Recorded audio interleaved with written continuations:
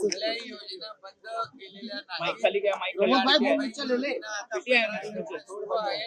आणि अजितदादांनी सांगितलं राज्याची आर्थिक परिस्थिती सुधारल्यानंतर आम्ही 2100 रुपये वस्तुस्थिती आहे. महाराष्ट्र देशात पहिल्या नंबरचं राज्य आहे. आमचा जीडीपी नंबर 1 आहे. आहोत. आमच्याकडे 10 लाख कोटीचे इन्फ्रा प्रोजेक्ट आज सुरू आहेत. महाराष्ट्रामध्ये इंडस्ट्री मोठ्या प्रमाणावर येते. महाराष्ट्र इंडस्ट्री फ्रेंडली स्टेट आहे. आमच्याकडे चांगलं पोटेन्शियल आहे, इन्फ्रास्ट्रक्चर आहे.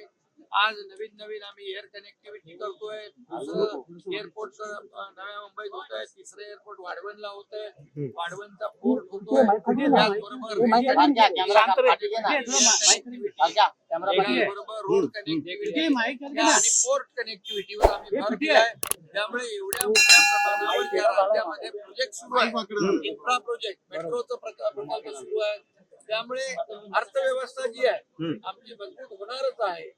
आणि नीती आयोगाच्या म्हणण्याप्रमाणे $1 ट्रिलियन तर पूर्ण राज्याची नाही, $1.5 ट्रिलियन फक्त मुंबई MMR मध्ये पोटेन्शियल आहे.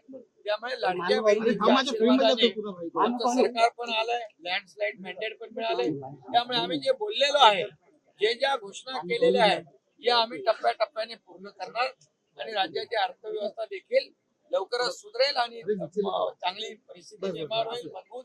आणि लाडक्या बहिणींना देखील जे आम्ही बोललो 2100 रुपये ते देखील मिळेल. लाडली बहन को एक अजीत पवार ने स्टेटमेंट दिया था कि महाराष्ट्र के लाडली बहन को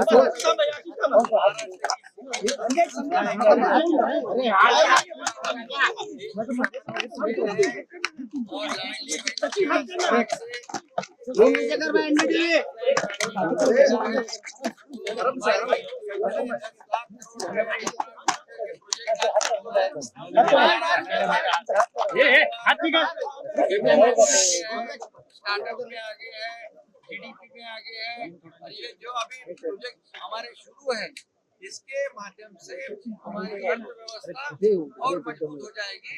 और निश्चित रूप से अजित पवार जी ने बताया है, निश्चित रूप से राज्य की आर्थिक परिस्थिति अच्छी हो जाएगी और हमारी लाडली बहनों को भी पैसे मिल जाएंगे.